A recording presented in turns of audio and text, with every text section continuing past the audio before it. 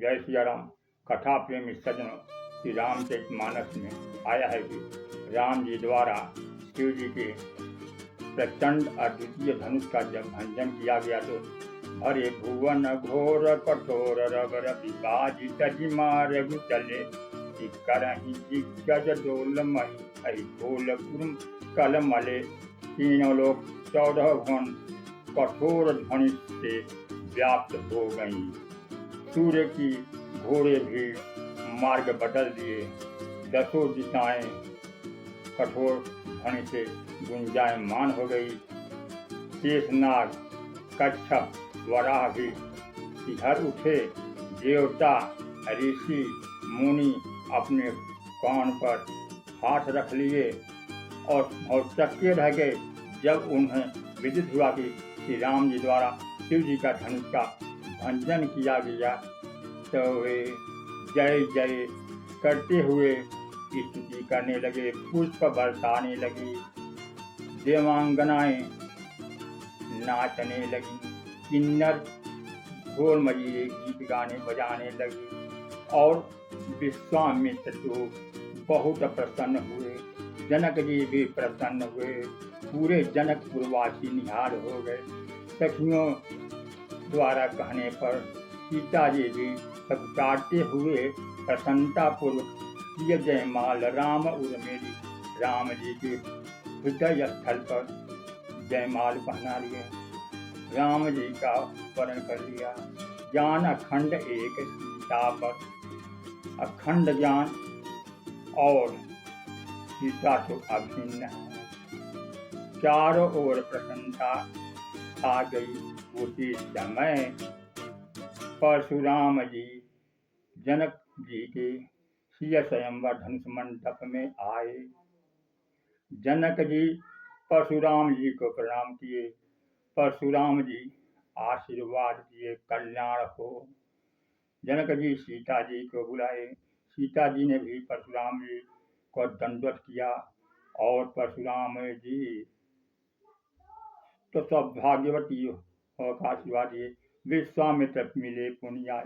विश्वामित्र जी भी आए और परशुराम जी से मिले। परशुराम जी नमस्तुभ्यं ब्रह्मर्षि करके विश्वामित्र जी के अभिवादन को स्वीकार किए।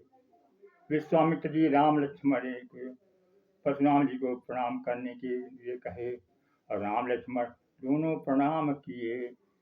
तो राम जी तो आनंद के सागर हैं। उनका स्वरूप दिव्य है। राम जी को देखते राम ही चितई रहे थकिलोचन, रूप अपार मार मद मोचन। निर्निमेष दृष्टि से राम जी के दिव्य स्वरूप को देखने लगे। विश्वामित्र जी बोले, राम लखन दशरथ के धोटा, दीन्ही असीस देखी भल जोटा। राजा दशरथ के दोनों पुत्रों को देख करके भली भांति उन्हें भी आशीर्वाद दिए। तत्पश्चात परशुराम जी की नजर धनुष मंडप की ओर गई तो देखे चाप खंड महिदारी। शिव जी के धनुष के 2 टुकड़े देखे और क्रोधित हो करके जनक से बोले, कह जर जनक धनुष कहे तोड़ा। ऐ जनक बताओ धनुष किसने तोड़ा। जनक जी के बारे में आता है, जासु ज्ञान रवि भवनी स्नाता, जिनकी ज्ञान रूपी विचार से लोगों के अंतःकरण का अंधकार मिट जाता है, उस जनक को परशुराम जी कह रहे हैं, कह जर जनक धनुष कहे तोड़ा। और जनक जी शांत हैं, चुपचाप हैं, क्योंकि उनके सम्मुख पास में राम जी खड़े हैं। अतिदर उत्तर देत नहीं, वे अत्यंत डर से उत्तर नहीं दे रहे हैं। जनक जी तो तत्वज्ञ हैं।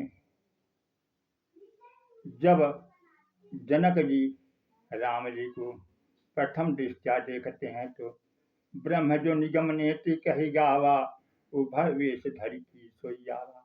उन्हें आभास हुआ कि कहीं ब्रह्म ही तो 2 रूप में नहीं आ गया। और ऐसा ही संशय सीता जी के बारे में भी जनक को हुआ था। शिव जी ने धनुष से त्रिपुरारी असुर का वध किया। शिव जी जब विष्णु जी के सम्मुख हुए तो वह धनुष स्तंभित हो गया, कांप गया। शिव जी उस धनुष को त्याग दिए।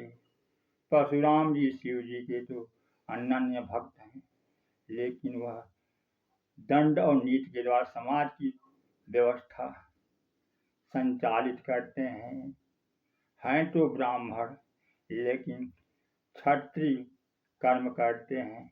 इसलिए उस धनुष को जनक जी को परशुराम जी ही दे दिए। और जनक जी तो शिव जी के भक्त हैं, वह उस धनुष की प्रतिदिन पूजा करते।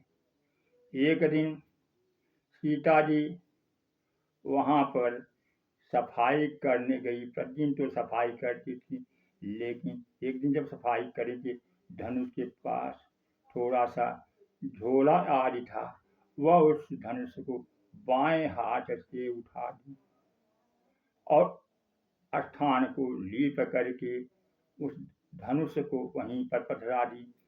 जनक जी आए और देखे कि धनुष तो स्थान हटा हुआ है।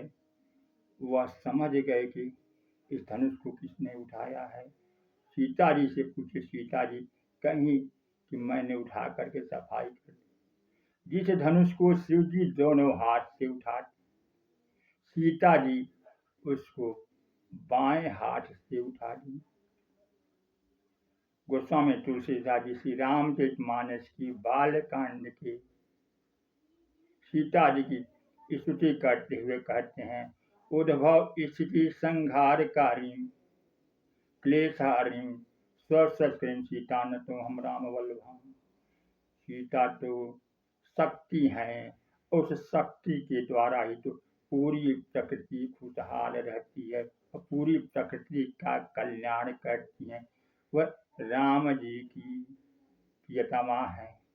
तो सीता शक्ति है, तो शक्ति तो शक्तिधर को मिलनी चाहिए। इसलिए जनक जी जब जान गए कि सीता जी ने शिव धनुष को बाएं हाथ से उठा लिया, तो वह शक्तिधर की खोज करने लगे, क्योंकि पुत्री तो अपने से ऊंचे को ही देना चाहिए। और राम जी ने भी शिव धनुष को भंजन कर दिया, इसलिए जनक जी गदगद हो गए। जनक जी शिव धनुष की भंजन की प्रतिज्ञा करते हैं। वह तत्वज्ञ हैं।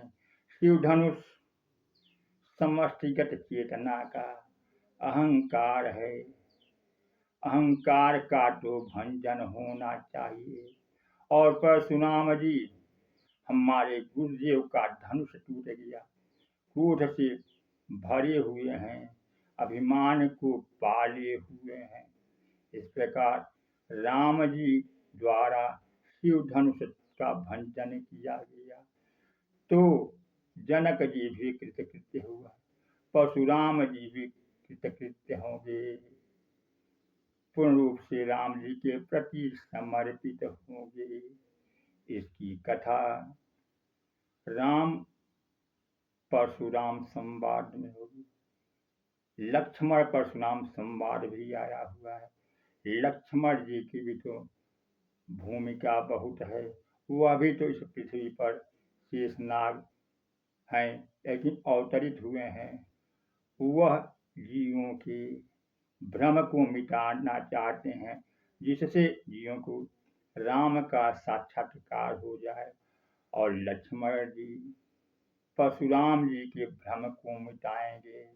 और राम जी द्वारा जब परशुराम जी का संवाद होगा तो परशुराम जी कृतकृत्य हो जाएंगे।